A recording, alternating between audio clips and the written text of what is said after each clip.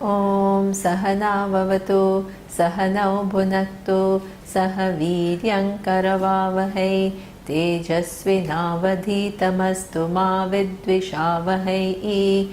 Om Shanti Shanti Shanti.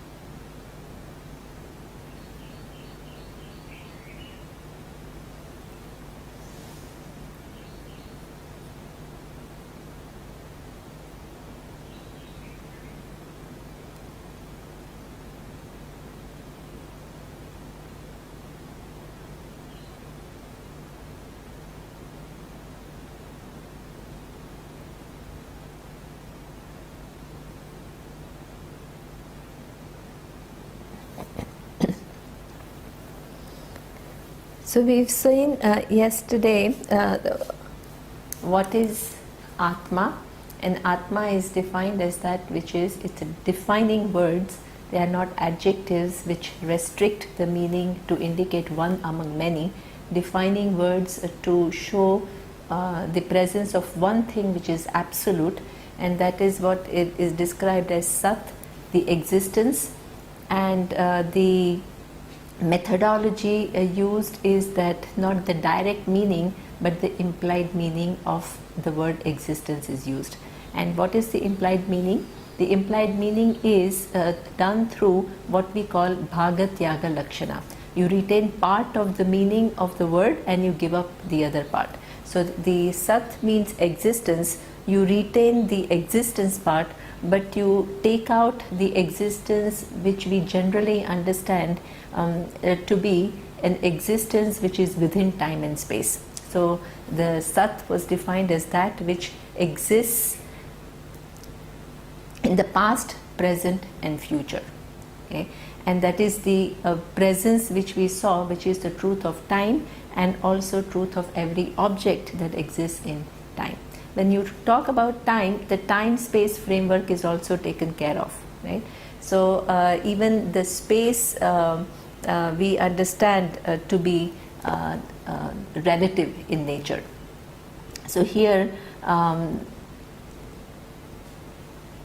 the space generally we understand with reference to, the easy way to understand the space is with reference to what we call the distance. The two objects exist within the space and then you calculate the distance in terms of measurement. Okay? So here you will see that distance that you calculate, let's say 1 foot. Now that measurement is what, again, that 1 foot is nothing but 12 inches. And 1 inch is nothing but one, I don't know how you go down from inch to further. But the fact is that it just goes on being divided and then you cannot find any final unit. Okay? So again, it is basically the same thing, that the distance goes on being divided, you can't find any finality, that entire measurement starting from the minutest measure to the bigger measure is all within one existence. So existence is something which is because of the presence of which the concept of space is, and not that it exists in space. Okay? And what is interesting is that if you look at the finite, the 2 points are giving you a finite distance, but if you keep on counting the dots which are within the 2 points, they are infinite in nature. So how is it possible for infinite points to create a finite distance? Okay? So that way also you begin to see the relativity of the space itself. Okay? And So this existence is that which is the truth of time and space framework, and also it is the truth of every object. Then that existence, you may think for it to be inert, so it was explained to be chit. The second defining word is chit. Chit means consciousness. So consciousness, again, according to us, consciousness, the way we understand, is something which belongs to the knower. Okay, so that means it's confined to me, the person who is abiding in this body. So in order to take away this normal meaning of consciousness, it is explained that that consciousness is not just the truth of the knower, it is the truth of object of knowledge, and also the truth of the means of knowledge also.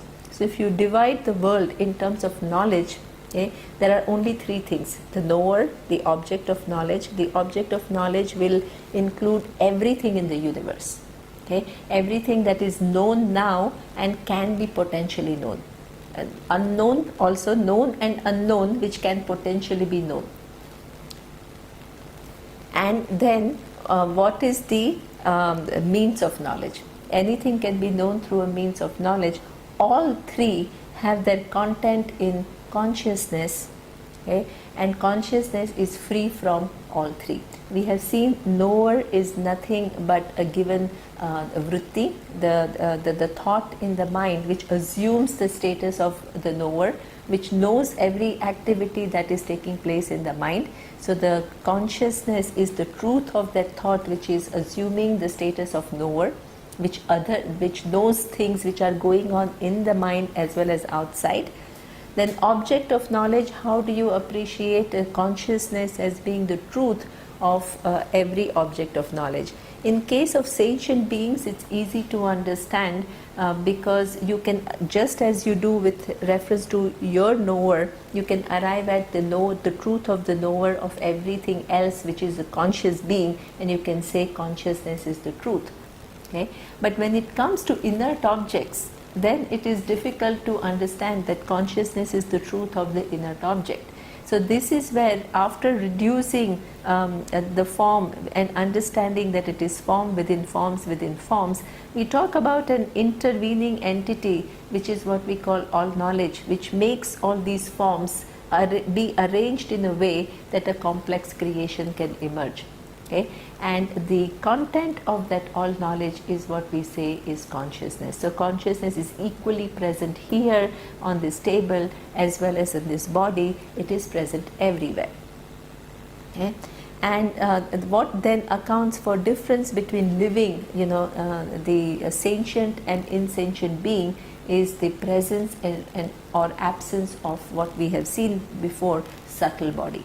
Okay. What is a subtle body? It is the five elements, when they come together, which are not grossified, they create what we call the organs of action, sense organs, mind, buddhi. So when Sukshma Sharira is absent, then it seems like an inert thing. But consciousness is present everywhere. Okay. Now this consciousness is defining Atma just as Sat is defining Atma. So that means that if this consciousness, if Atma is that which stands over 3 periods of time, okay, this consciousness also has to be that which stays in 3 periods of time, from which the time emerges, space emerges, and every object emerges. Okay, the knower, object of knowledge, and then what we call means of knowledge. Means of knowledge means every knowledge takes place. In order for any knowledge to take place, you need the mind. A thought occurs in the mind which corresponds to what is, then this is what we call knowledge. Okay? And that thought, the content of the thought, is also consciousness. So this is how we have seen so far that Atma is not the physical, subtle or causal body.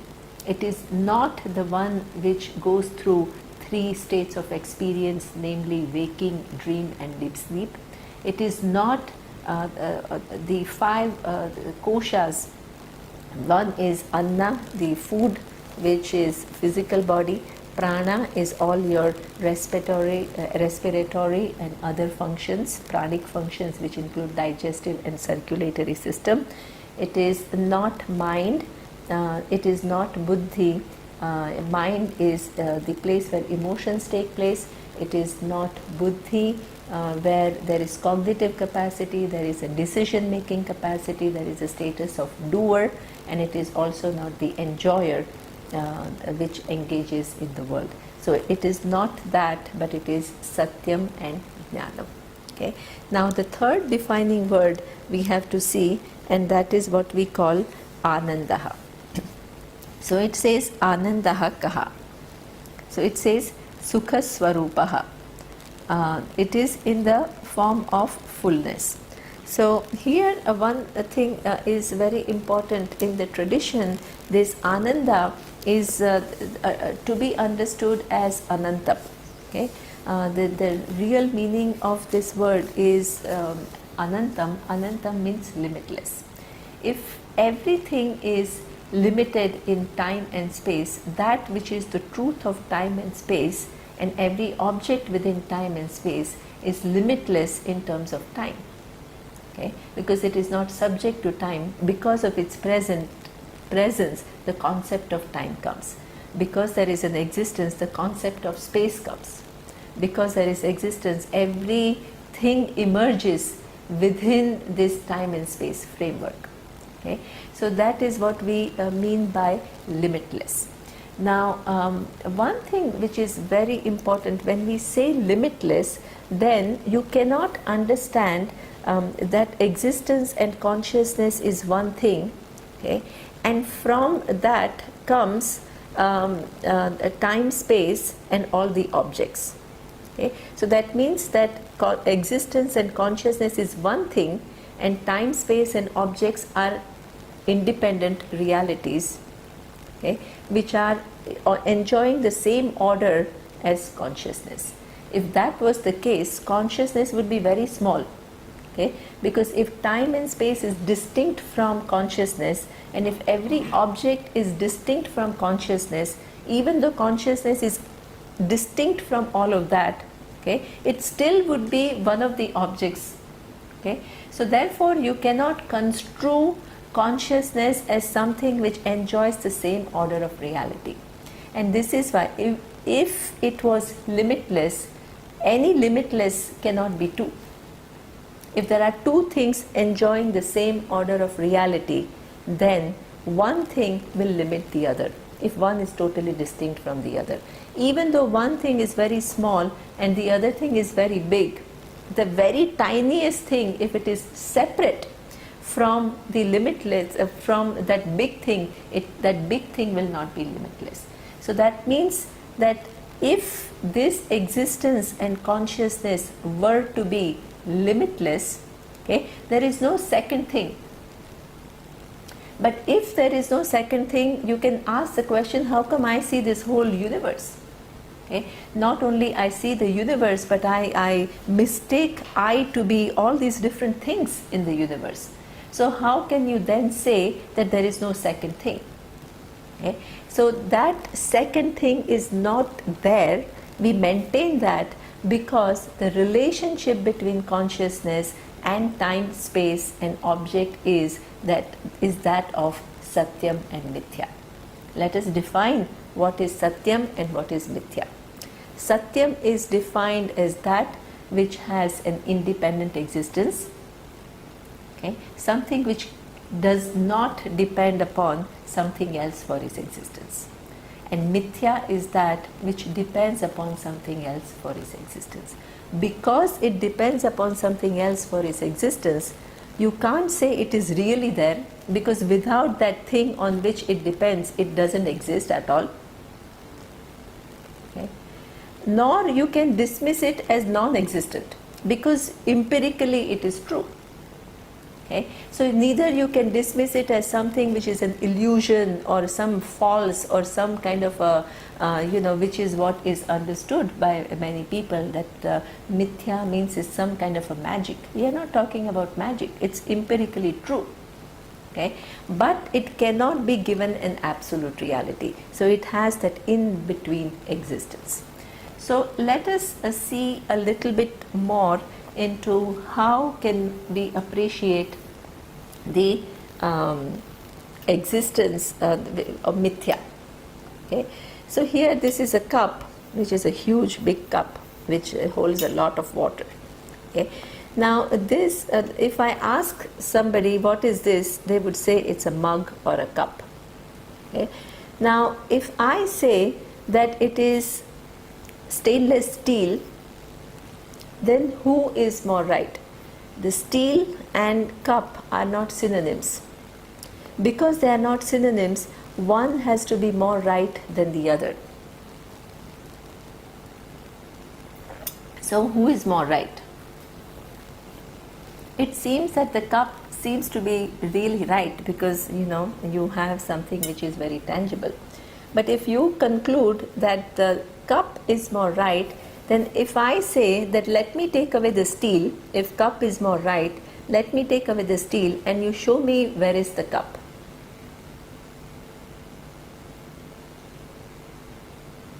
You will not find the cup at all. So the steel is not on the cup, it is not below the cup, it's not on the side of the cup. The cup is nothing but steel. Okay, the mithya is very important. It is that the satyam, which is the upon which the mithya depends, it is very much present where mithya is. It is not somewhere else. Wherever there is mithya, there is the satyam as is adhisthana. Adhisthana as upon which that very mithya, that form depends. Okay, so therefore now in my understanding this cup becomes mithya. I am not saying it is not there. It is there. It is a steel with a given form and which has a specific name, because when steel is this, I don't call it a cup. I call it something else. I call it how do you call the lid. Okay, so I call it a lid. So that means there is a form, and for that given form there is a specific name. You distinguish the lid from the cup. Okay, and each one has a very distinct function. What the cup can do, hold so much water, the lid cannot do. Okay, so that means every object has the name, the form, and also the function. So mithya is that which is very useful, because you need. It's not that it is mithya, so it is false and it has to be all negated. Okay? But in terms of reality, I cannot call it absolutely real. Okay? Now, so therefore the cup is mithya and steel is satyam. But now the steel itself, if you look into it, is it satyam really? Is it really independently existing? No. Okay. So that steel itself then depends upon the atoms, then atoms are dependent upon particles, and then we don't know what exactly is the final substance. So therefore, and then everywhere where there is steel, there is atoms. Where there are atoms, there are particles. It's not that they are somewhere else. Okay. So therefore, the entire cup, starting from the cup to the steel to atoms to particles, is all mithya. Okay. So now if it is mithya, it has a dependent reality, then you have to understand that dependent upon what is this entire, all these different forms which are actually at one place. Okay. So it is, as we have seen before, it depends upon existence and consciousness. So that is the building block of the universe, according to us, is not a given object. It's not minutest object, but it is the self, the consciousness and existence from which the whole universe has come about.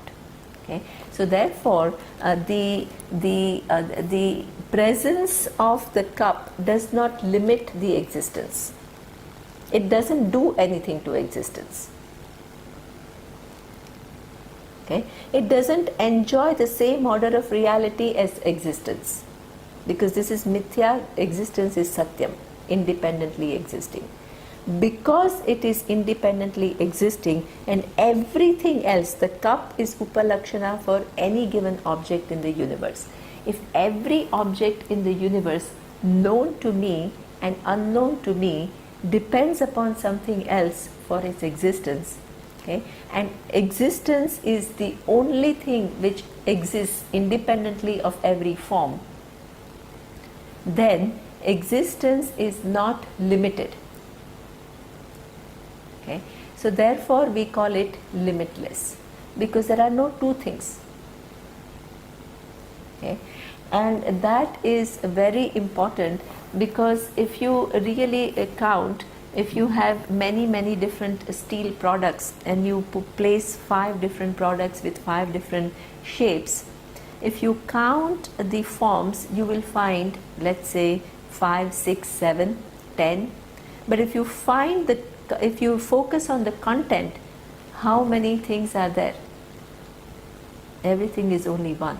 The steel in this case always transcends the form, the characteristics of the form. A big cup or a small cup does not do anything to the steel at all. Okay, the smallness doesn't belong to the steel, the smallness belongs to the cup. The shape does not belong to steel, the shape belongs to a form. So therefore, that existence becomes totally free from every form, and at the same time every form depends upon it for its existence, and therefore it is limitless. Okay? Same thing with reference to consciousness. The consciousness is that existence is consciousness. From consciousness is, all this this whole arrangement, emergence of different subatomic particles, and then putting them together to create this complex universe, where there is an increasing complexity which is acquired at every time that few things come together. Okay. So that is something, again, that existence and consciousness are the building block upon which every form exists. No form can limit that existence and consciousness. So therefore it is anantam, because that is satyam, everything else is mithya. Everything else being mithya, which has a dependent reality, cannot do anything to satyam, which has the independent existence. Okay? So this is what we understand by limitless. Now let us look at why the word limitless is described here as Ananda. Now this has a few reasons. Okay? Because unfortunately, when people don't understand what Ananda is, they construe this knowledge or that existence and consciousness to have some inherent quality of bliss. Okay? Ananda in dictionary sense, it means certain happiness. Okay? And we have seen before in Anandamaya Kosha, 3 different types of happiness were mentioned: Priya, Moda and Pramoda. Okay? Different degrees. Now here, because it is, that was said not to be I, and here I is Ananda Swarupa, then people construe some different degree of happiness, and they call it bliss, which does not fall in any of the first 3 categories. Okay? But that is a very big mistake, because any happiness, whether you call it bliss or you call it Priya or Moda or Pramoda, it is all happening as a result of a given antakarna vritti, a given thought. The happiness which was not there before came into being. If it was not there before, how long before? It was not there for billions of years, and it has arose now, so-called bliss. Okay. and being an experience, which is experience in the mind, it will also go away. Okay? So therefore, you cannot talk about something which is trikale api tishtati, that which is the truth of time, that which is the truth of every object in the universe. Okay? You can't reduce it to having one characteristic called bliss. Because if it was bliss inherently, then you will find bliss everywhere. Because that is the building block of the whole universe, and that was its inherent characteristic, you will find it everywhere. But you find all kinds of different emotions, and you find that some other things are not capable of any emotions at all. Okay? So that means that you cannot take this meaning of Ananda as any particular type of experience. You have to take it as limitlessness. That is the only possible meaning which makes sense. The limitless Vastu, which inherently has no attribute. Attributes get formulated as particles come together. Itself is not moving either. Everything moves in space. Itself is without any characteristic. Itself is without any movement. Okay? It is one non-dual reality which never undergoes any change whatsoever. Okay? So this is what we understand by Ananda. Now, if the meaning cannot be Ananda, one can ask the question, why is the word Ananda used? Okay? Now, the word Ananda, which means happiness, is used for a given purpose. The main purpose is that what are we all looking for? When we first studied the four Purushartha, we saw that there is Artha, security, Dharma, ethics, Kama, pleasures, and fourth is what we call is freedom. Okay? So we are basically, being the Bhokta, considering ourselves as Bhokta, we are interested in our freedom. The starting point for some can be knowing the truth of the universe, but for most of the people it is getting that personal freedom. Okay? Finding that fulfillment that one is searching for. Okay? So if the fulfillment that I am searching for, I have concluded that through my normal pursuits I cannot find. No matter how much I try, I do find it, but it is momentary. It comes and it goes away. What I am really interested in is lasting fulfillment, which doesn't just come and go and makes me high and dry. So that fulfillment can only be found when I shift my paradigm. Shift my paradigm from thinking that I am one individual who has to engage in the world to get things that are wanted by me to be happy, to another paradigm shift where I understand I am the truth of the whole universe. In me, every object exists. Every object of the past, every object of the present, and every object in the future. All the possibilities. Okay? I am the truth of everything. That is the discovery of the nature of I. Only when I understand my I in that manner, which is in keeping with what the real nature of I is, there is a solution to my fulfillment. Otherwise, there is no solution to my fulfillment.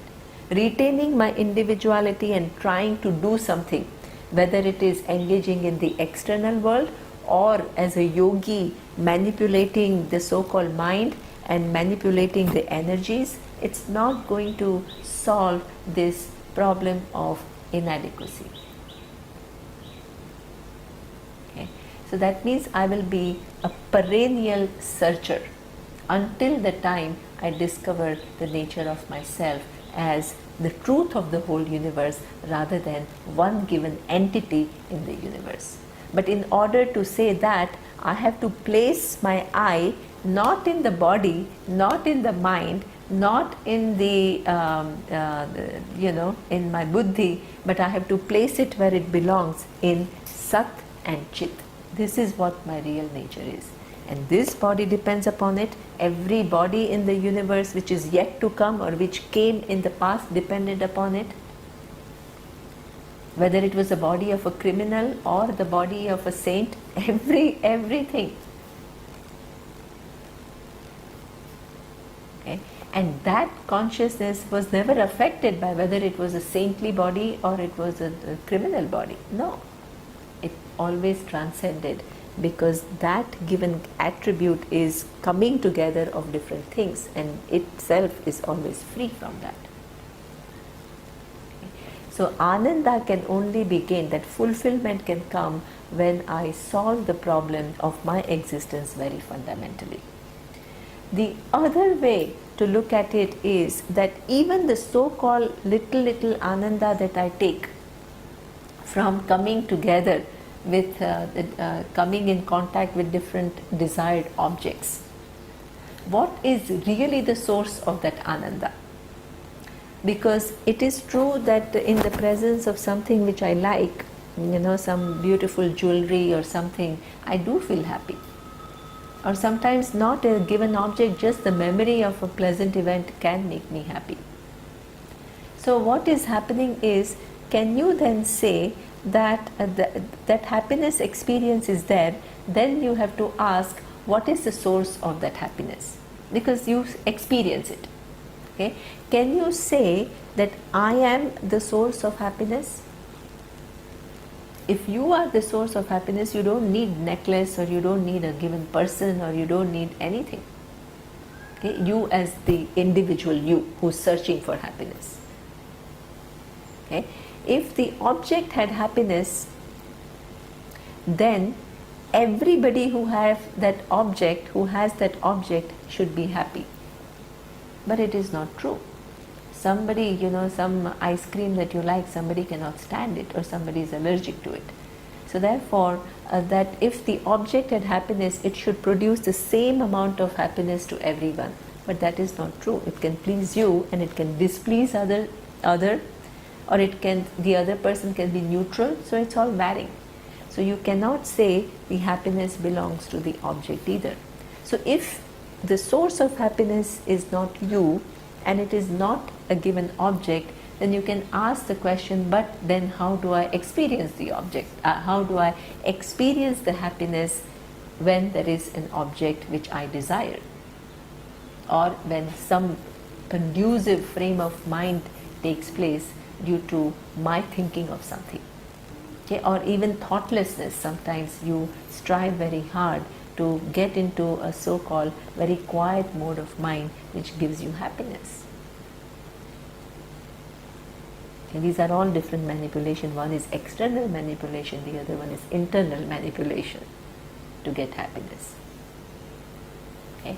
So there we say that in that experience of happiness, the seeker and sought, there is a division. Me, the seeker, I want that jewelry.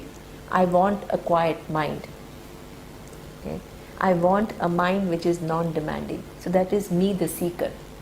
And when I get what I want, whether it is a necklace or the person or a given state of mind, there is the resolution of seeker, me, and the sought. Seeker and sought come together as one whole. And in that resolution, it's a glimpse of one's own limitlessness. Okay, when the demanding mind is kind of resolved for a while, it is able to manifest uninhibited, unrestricted. Like the sun is always a globe, always clear. Okay, and you have a water, and the water is, let's say, polluted. So you are seeing the reflection of the sun, and it all seems a little bit, not clear. For some reason, the wind comes and it blows away the dust which is on top. what happens? You can see the reflection of the sun far more clearly. And this is exactly what it is. The limitlessness is always present. I am always free from any limitation. But that seeking mind creates a kind of division. And that division, when I come in contact with something that I like, it resolves for a while. When that resolution, there is a clarity. And in that clarity, the limitlessness is uninhibited. And that is what we call the normal experience through which I gain happiness. Now, how is this then related to the knowledge? There is a kind of a relationship, because in the normal process, what happens is that we are trying to physically resolve the seeker-sought distance. Once I have resolved with reference to one given object, another desire comes. Again I become a seeker. Then again that chase starts. Then when that I get, something else comes. So that means that we have only very few glimpses of happiness which we then try to prolong or intensify. But if the knowledge takes place, the seeker and sought distinction is resolved permanently. Because the seeker, me, the individual, depends upon existence and consciousness for its existence. Anything which is sought by me, any given object, whether it is a person or my own internal state, or it is a given object, it is all dependent upon that existence and consciousness. So that means that there is no, I understand that there is no real division between seeker and sought. In me, I am that which is the truth of seeker and sought both. In me, as though there is a seeker, in me, as though there is a sought, and there is an interaction which is taking place. Okay, but both are totally dependent upon me for its existence. In order to understand that fact, the example of a dream is very, very useful. Okay, we all dream every night, where we create the whole universe, as we have seen from the memories that we have accumulated during waking state. And we create the mountain, we create the river, we create the sun, moon, we create the characters. Okay? And all this is created. Has one undergone any change? Has one built all these mountains and rivers or anything like that? Instantaneously the whole, everything just comes about. And all the interactions are taking place. Within this interaction, there is one character with whom you say you identify as I. And that I then interacts with different characters in the dream and accumulates different experiences. Sometimes it are very happy experiences. You can think that sitting in Anekatti, you can almost dream that, I'm sitting in Paris, in Champs-Élysées, and having a nice cup of coffee, and it can create a lot of happiness in the dream. Or you can have a nightmare, you can see some scary figure after seeing some horror movie. So it creates these experiences for the character in the dream through the external objects. Okay? But the whole thing exists in one. So the seeker of the dream who wants to go to Paris and manages to go to the Paris and sits in a cafe, and then there is a seeker-sought resolution in the dream which leads to happiness in the dream. Okay? The seeker-sought is resolved which leads to happiness in the dream are both, and then you have another seeking thing that is taking place. The entire seeker-sought is all within one reality which includes both, and it's free from both. Okay? I'm not any of the characters that I experience in. I always transcend every character. I transcend all the experiences. I undergo no change to become all this. Okay? So that means when the knowledge of the reality takes place, the seeker sought resolves permanently. Not that they disappear. The as though character, the seeker, the person remains, the as though objects remain, but both are understood to be dependent upon one reality. Okay, so this is and this is that is the final culmination of any ananda which is possible, because the ananda requires the physical resolution of seeker sought. Here it is solved, that problem is solved permanently through knowledge. Okay, so therefore we call it ananda. So here what is atma is sat, chit and ananda, the existence which is consciousness, and that existence which is consciousness is limitless, which is in knowing which is the culmination of all my pursuits, and that is bringing the final fulfillment that I am searching for. Okay. Now then he says evam satchid ananda swarupam swatmanam vijaniyat. Through using this body of knowledge which is Vedanta, as we have seen that the I which is you can never objectify the existence.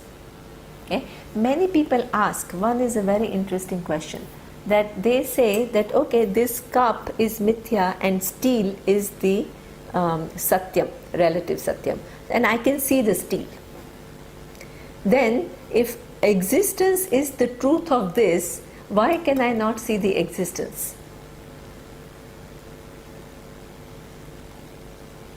You cannot see existence because existence is not available to you as a given object, an object of perception. It is only available to you in your buddhi as self-evident I. That existence and consciousness is not available to you, but through inquiry you have to release that existence and consciousness which is available to you as self-evident I from its limitation, and you have to understand it to be everywhere. But it's not available as an object to be objectified, because if it was an object, then it will become one thing in the universe.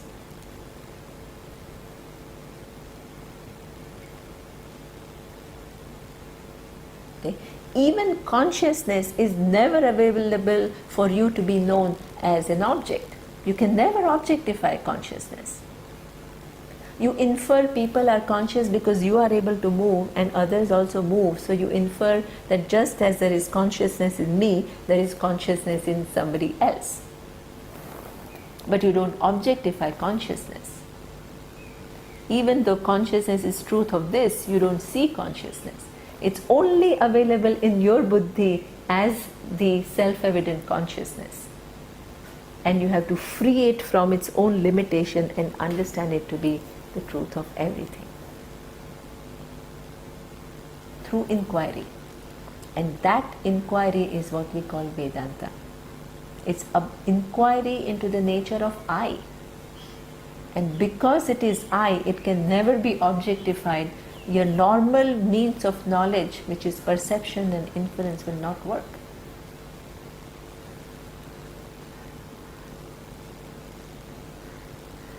Okay. But what Vedanta says, if it is a pramana, then it can be understood. That reality of that self-existent I can be understood very clearly, as clear as a daylight. It's not a belief, because it is about here and now. It's not about future. It's not about some promise. Something will happen and this will become like that. That is just a possibility. Here and now. Right now, the things are like that.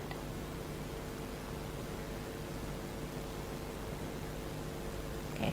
So that is what he says. This way, through Shastra and through a teacher who is equipped with the methodology of how to unfold this knowledge can be known. Vijaniyat.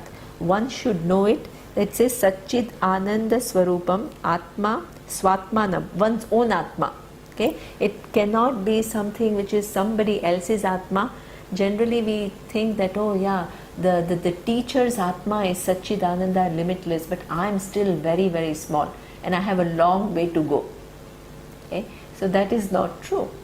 There is only one Atma, there are not many Atmas. An Atma of everything is all one, and that is always free. Okay, so Swatmanam, it's not a concept.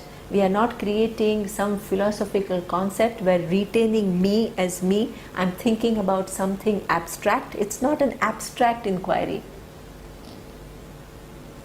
Any inquiry about the nature of I am present. And I just give up the notions about what I am not. But because it makes me explore into realms where I have not explored, it seems like abstract to me. Because it makes me give up my existing framework, which is such a strong framework with which an orientation that I have about who I am. So when that is broken down, it seems like an abstract thing. People find it very difficult to conceive, that I, which is not here, confined. But actually speaking, it is not an abstract inquiry. It is the only thing which is known to you so intimately, and about that you gain certain clarity. Clarity in a way that it is as clear as daylight what the nature of I is, without any doubts. Okay? So this is what Swatmanam Vijaniyat, what that I am, that Sat Chit Ananda Swarupam. I am of the nature of existence, consciousness which is limitless. Okay? Now the next question comes, okay, I am this reality which is the truth of everything, and I am not any of the three things that I had taken myself to be. But how did this whole world come about? Okay? Where I am somehow as though confined to one body, where there is some kind of and then there is this whole world that is given, where I continue to do interaction with. Okay? So how did this whole setup come about? So that is the next question, and that we will see in the next class.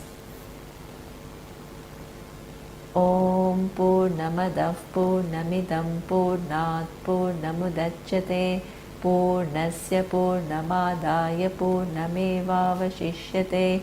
Om Shanti Shanti Shanti. Om Shri Gurubhyo Namaha. Harihi Om.